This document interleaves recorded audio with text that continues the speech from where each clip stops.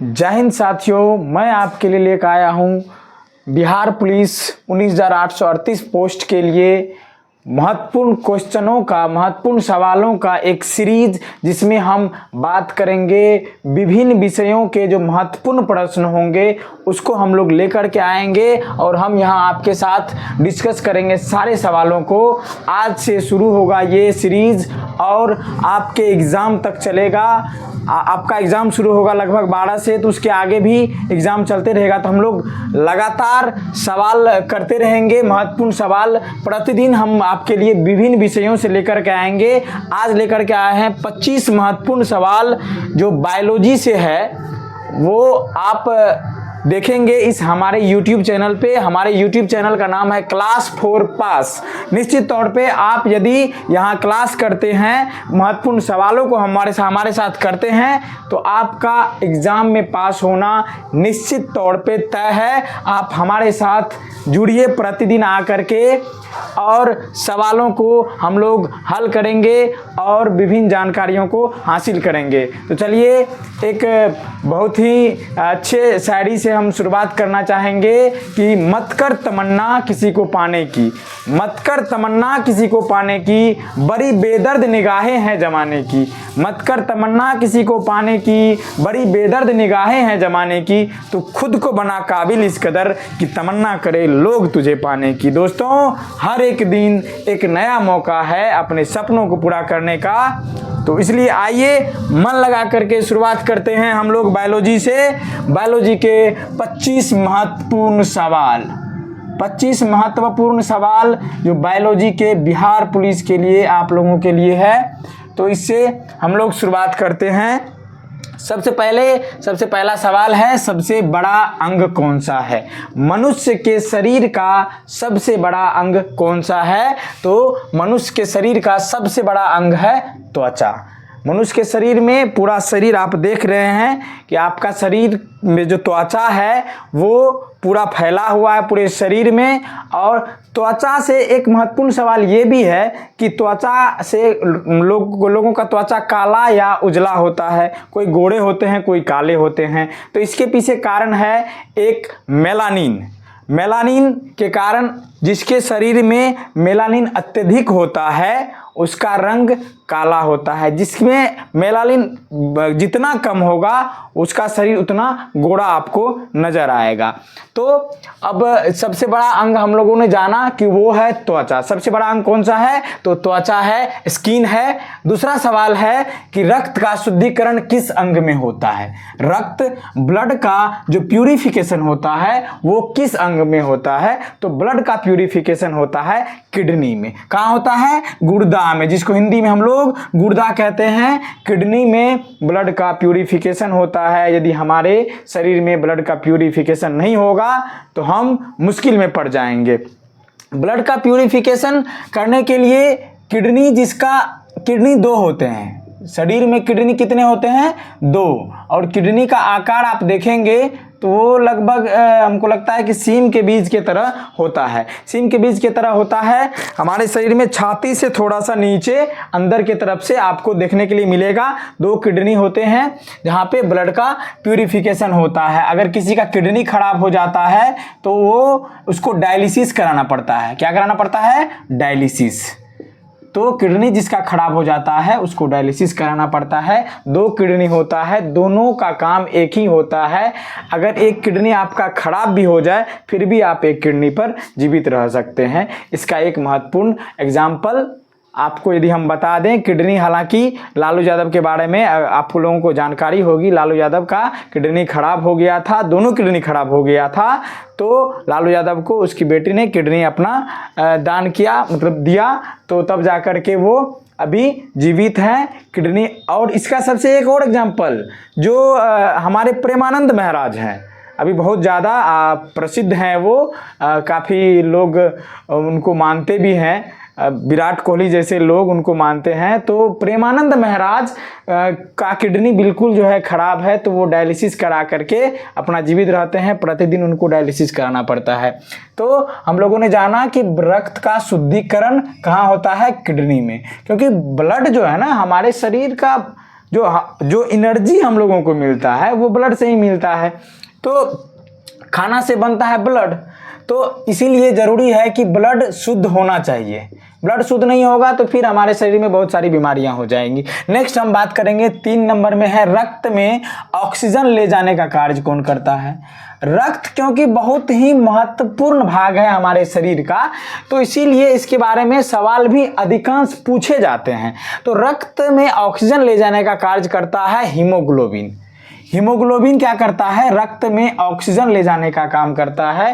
Haemoglobin फेफड़ा से जो शुद्ध ऑक्सीजन होता है, फेफड़ा क्या करता है, फेफड़ा करता है क्या है कि बाहर से वायु लेता है। तो वायु जब लेता है तो वायु में बहुत सारे गैसों का मिश्रण होता है, तो वो लेता है, लेकिन फेफड़ा क्या करता है, बाकी गैसों को बाहर निकाल देता है, सिर्फ ऑक्सीजन को अंदर आने देता है। तो हीमोग्लोबिन क्या करता है, उसी ऑक्सीजन को पूरे शरीर में ले जाने का काम हीमोग्लोबिन करता है। और एक और सवाल है कि रक्त का रंग लाल किसके कारण होता है, तो ये भी हीमोग्लोबिन के कारण होता है। चलिए नेक्स्ट हम लोग बात करेंगे मलेरिया किस मच्छर के काटने से होता है। मलेरिया बीमारी किस मच्छर के काटने से होता है दोस्तों, मादा एनोफिलीज मच्छर के काटने से। किस मच्छर के काटने से, मादा एनोफिलीज मच्छर के काटने से मलेरिया रोग होता है। नेक्स्ट टीबी किस जीवाणु से होता है, माइकोबैक्टीरियम ट्यूबरकुलोसिस।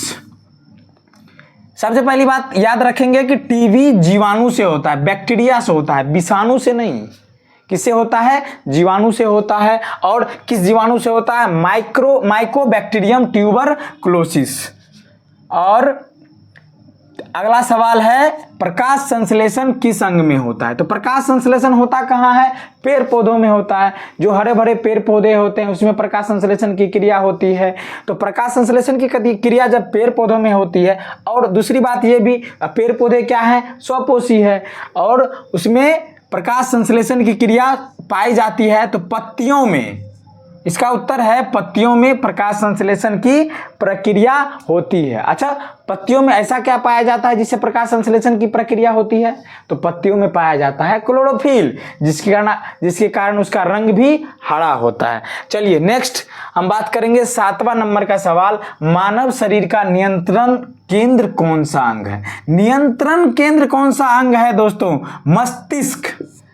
हमारे शरीर को नियंत्रण कौन करता है, ये ब्रेन ही तो करता है। ब्रेन हमारे शरीर का नियंत्रण करता है। ब्रेन ही बताता है कि हमें यहाँ पर चोट लगा, हमें यहाँ पर क्या हुआ, यहाँ पर दर्द हो रहा है।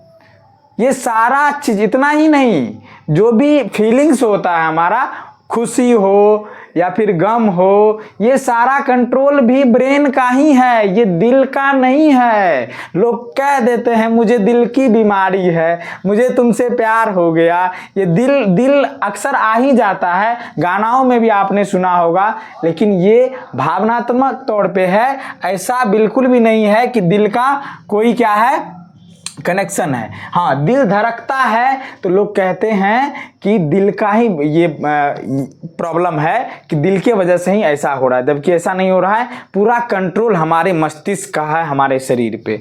तो नेक्स्ट अब हम लोग देखेंगे, ये हम लोगों ने जाना कि मानव शरीर का नियंत्रण केंद्र कौन सा अंग है, तो वो है मस्तिष्क। रक्त समूह का खोज किसने किया। नेक्स्ट सवाल है कि रक्त समूह, ब्लड ग्रुप। अच्छा, ब्लड ग्रुप कितने होते हैं, ब्लड ग्रुप की यदि हम बात करें तो ब्लड ग्रुप होते हैं 4 होते हैं। कौन कौन ब्लड ग्रुप होते हैं, ए होता है, बी होता है, ए बी होता है और ओ ब्लड ग्रुप। ये 4 ब्लड ग्रुप होता है दोस्तों, 4 ब्लड ग्रुप होता है। अच्छा, ब्लड ग्रुप की खोज किसने की, ब्लड ग्रुप की खोज 1900 ईस्वी में किसने किया। ब्लड ग्रुप की खोज 1900 ईस्वी में किसने किया, तो यदि हम आप लोगों को बता दें तो ब्लड ग्रुप का खोज कार्ल लैंडस्टीनर ने किया। उसी का यही सवाल है कि ब्लड ग्रुप का खोज कार्ल लैंडस्टीनर ने किया। ये ब्लड ग्रुप 4 प्रकार के होते हैं। कब इसका 1900 ईस्वी में क्या हुआ, इसका आविष्कार हुआ। इस ब्लड ग्रुप के खोज के लिए दोस्तों 1930 ईस्वी में कार्ल लैंडस्टीनर को नोबेल पुरस्कार से भी नवाजा गया था ब्लड ग्रुप के खोज के लिए। अच्छा, ब्लड ग्रुप अलग अलग क्यों होता है? ब्लड ग्रुप अलग अलग क्यों होता है यदि हम बात करें तो आरबीसी में जो पाया जाता है प्रोटीन, जिसे एंटीजन कहते हैं, ग्लाइकोप्रोटीन होता है आरबीसी में, जिसको एंटीजन कहते हैं, उससे क्या होता है, ब्लड के अलग अलग ग्रुपों का पता चलता है, जो बताता है कि ये ए ग्रुप का है, ये बी ग्रुप का है, ये ए बी का है और ये ओ ग्रुप का है। एंटीजन एक ग्लाइकोप्रोटीन है और ग्लाइकोप्रोटीन एंटीजन भी दो प्रकार के होते हैं, एंटीजन ए और एंटीजन बी। तो जिससे ब्लड ग्रुप में ए एंटीजन पाया जाएगा वो होगा ए ग्रुप, जिस ब्लड ग्रुप में एंटीजन ए पाया जाएगा वो होगा ब्लड ग्रुप ए। जिस एंटीजन में पाया जाएगा एंटीजन बी, जिस ब्लड ग्रुप में पाया जाएगा एंटीजन बी वो होगा कौन सा, blood group B blood group होगा। और जिसमें एंटीजन ए और बी दोनों पाया जाएगा वो होगा ए बी ब्लड ग्रुप। और जिसमें दोनों में से कोई एंटीजन नहीं पाया जाएगा वो होगा ओ ग्रुप का। इसमें यदि बात करें तो एक होता है यूनिवर्सल डोनर और एक होता है यूनिवर्सल गेनर, सर्वग्राही जिसको बोलते हैं। ये ए बी ब्लड ग्रुप वाले किसी से भी ब्लड ले सकते हैं, ओ ब्लड ग्रुप वाले किसी को भी दे सकते हैं। ओ ब्लड ग्रुप को रेयर ब्लड ग्रुप भी बोला जाता है, बहुत कम लोगों के पास ऐसा होता है। इसी तरह से अब हम नेक्स्ट सवाल की ओर बढ़ेंगे कि 9वां सवाल है, पाचन तंत्र की शुरुआत कहाँ से होती है? पाचन तंत्र जो हमारे शरीर का बहुत ही महत्वपूर्ण तंत्र है, हम जो खाते हैं वो पचेगा नहीं तो हमारे शरीर को ताकत कहाँ से मिलेगा, तो इसके बारे में भी जानना जरूरी है।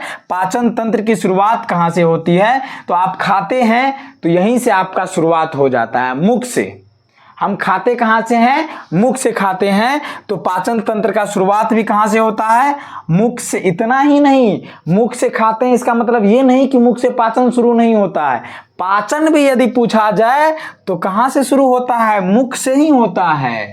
तो भोजन का पाचन कहाँ से शुरू हो जाता है? मुख से शुरू हो जाता है।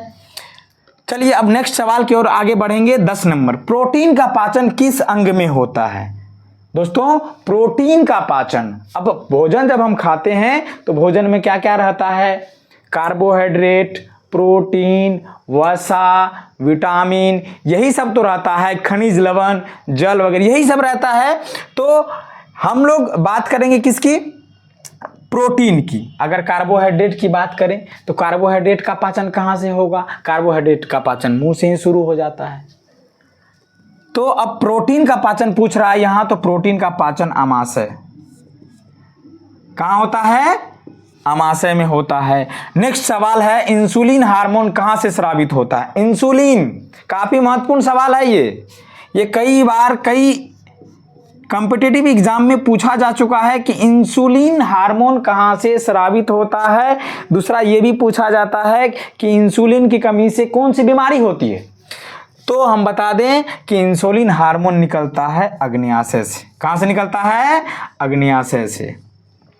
अच्छा, हार्मोन अग्न्याशय से निकलता है और ये अग्न्याशय क्या है? ये है मिक्स्ड ग्लैंड है। मिक्स्ड ग्लैंड किसको कहते हैं?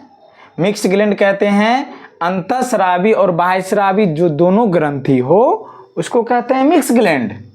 और मिक्स ग्लैंड से एंजाइम और हार्मोन दोनों निकलता है। क्या निकलता है? एंजाइम और हार्मोन दोनों निकलता है, इसीलिए इसको बोला जाता है मिक्स ग्लैंड। पैनक्रियाज। अच्छा हाँ, एक और महत्वपूर्ण सवाल ये है, हमारे शरीर का दूसरा सबसे बड़ा अंतःस्रावी ग्रंथि है। दूसरी सबसे बड़े अंतःस्रावी ग्रंथि कौन है? अग्न्याशय, पैनक्रियाज। अच्छा,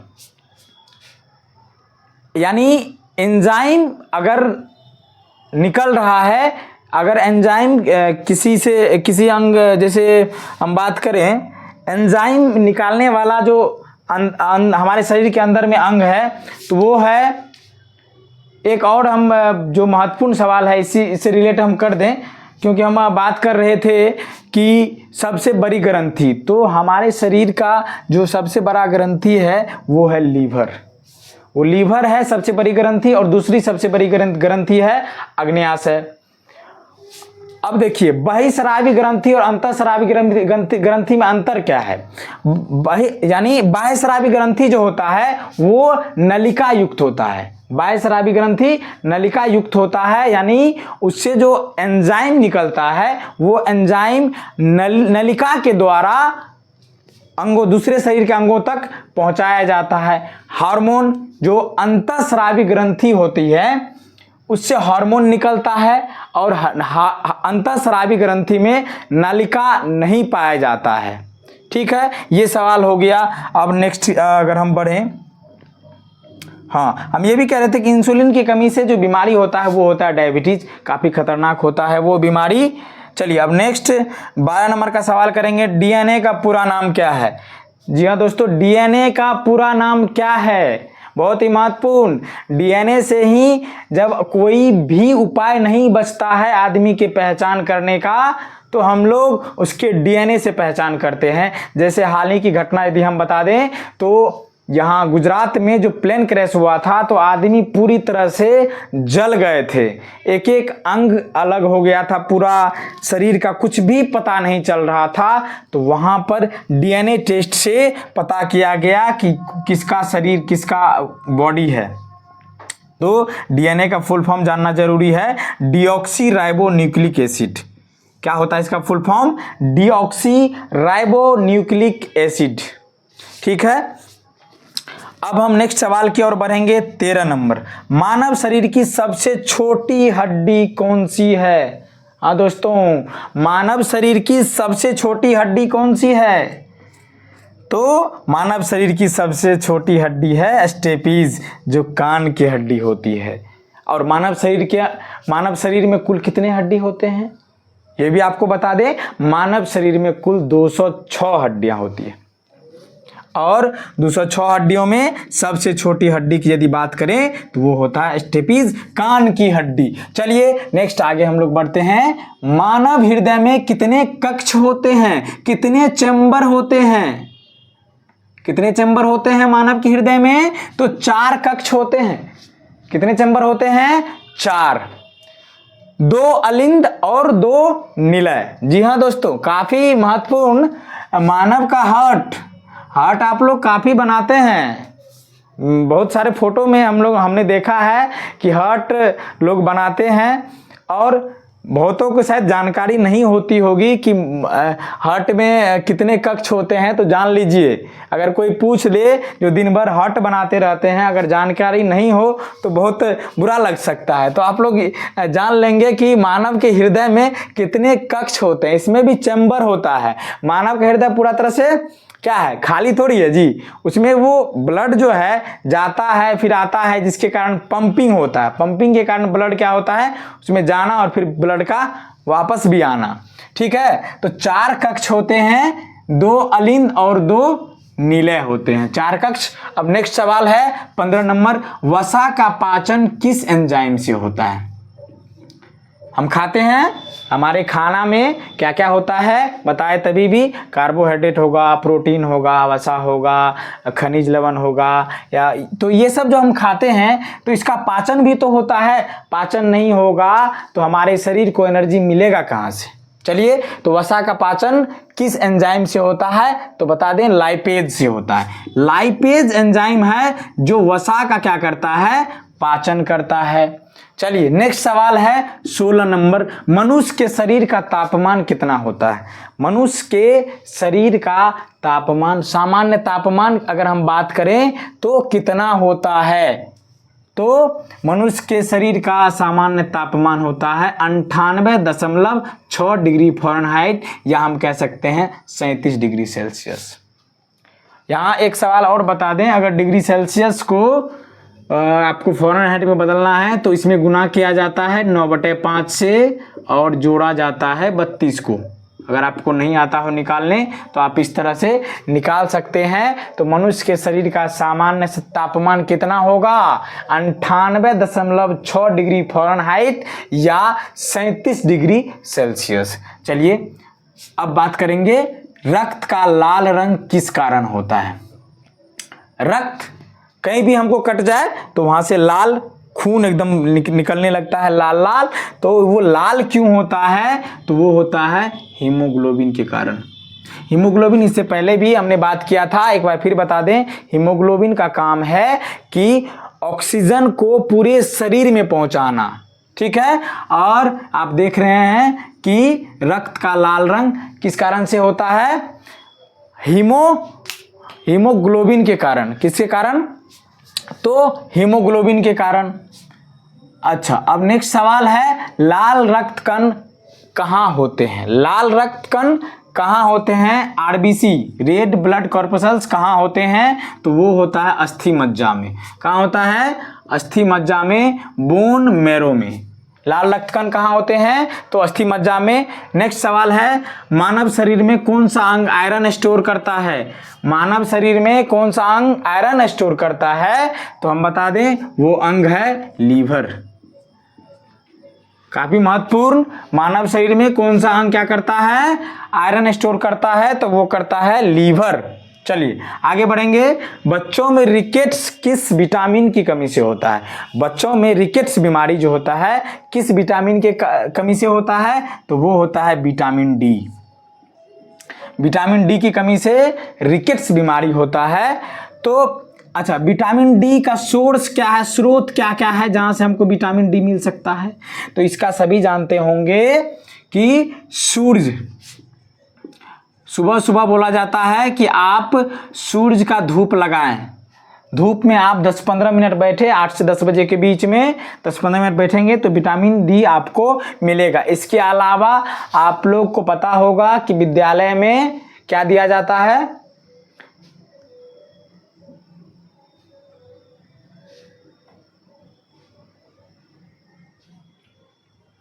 विद्यालय में दिया जाता है अंडा। अंडा किस लिए दिया जाता है? ताकि बच्चों को विटामिन डी की कमी ना हो, जिसकी वजह से बीमारी होता है।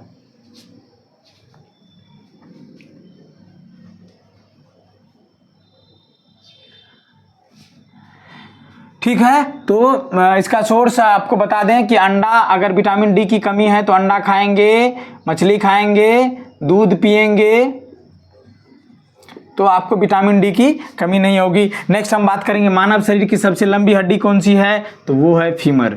अभी छोटी हड्डी की बात की हमने, स्टेपीज कान की हड्डी होती है, और सबसे लंबी हड्डी क्या होती है? फीमर, जो जांघ की हड्डी होती है।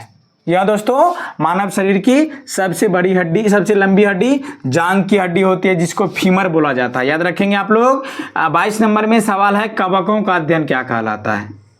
कवक, फंगस जिसको कहते हैं, आप सभी ने देखा है, फफूंद लग जाता है, खाना आप छोड़ देंगे 2 दिन 3 दिन फफूंद लग जाएगा। ब्रेड जो पावरोटी होता है उसको छोड़ देंगे 2-3 दिन, उसमें फफूंद लग जाएगा। तो कवक से जो बीमारी होता है, वो खुजली वगैरह जो होता है, वो कवक के कारण ही होता है। तो माइकोलॉजी, कवकों का अध्ययन क्या कहलाता है? माइकोलॉजी। अब नेक्स्ट हम बात करेंगे गुणसूत्र कहाँ पाए जाते हैं? गुणसूत्र कहाँ पाए जाते हैं? तो केंद्रक में। गुणसूत्र जो है 46 गुणसूत्र मानव में, मनुष्य में 46 गुणसूत्र पाए जाते हैं। 22 जोड़ी और 44 हुआ, 22 गुना 2 यदि बात करें तो 44। और 2 गुणसूत्र ऐसे होते हैं जो XY मेल में पाया जाता है और XX जो है फीमेल में पाया जाता है। ये लिंग निर्धारण करता है। ठीक है, तो 46 गुणसूत्र होते हैं। कुल कितने गुणसूत्र होते हैं? 46, यानी 23 जोड़ी। 23 जोड़ी होता है, जिसमें से 22 क्या होता है? सभी में होता है, लेकिन 44 सभी में होता है, और जो 2 होते हैं वो अलग अलग हो जाते हैं। अब देखिए, हमारे पेट में कौन सा अम्ल पाया जाता है? ये भी महत्वपूर्ण है। आप लोग को लग रहा होगा कि काफी आसान सवाल करा रहे हैं। बिल्कुल आसान सवाल ही आपको फंसाता है, आसान सवाल में ही आप फंस जाते हैं और आसान सवाल ही पूछे जाते हैं मेरे दोस्त।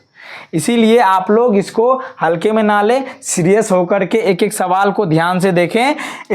हमारे पेट में कौन सा अम्ल पाया जाता है? तो HCl, हाइड्रोक्लोरिक अम्ल। कौन सा अम्ल पाया जाता है? हाइड्रोक्लोरिक अम्ल। अब लास्ट हम करेंगे कि किडनी की सबसे छोटी क्रियात्मक इकाई क्या कहलाता है? नेफ्रॉन। किडनी की सबसे छोटी इकाई नेफ्रॉन कहलाता है। तो आज यहीं पर समाप्त करते हैं इस क्लास को। मिलते हैं नेक्स्ट क्लास में। जय हिंद।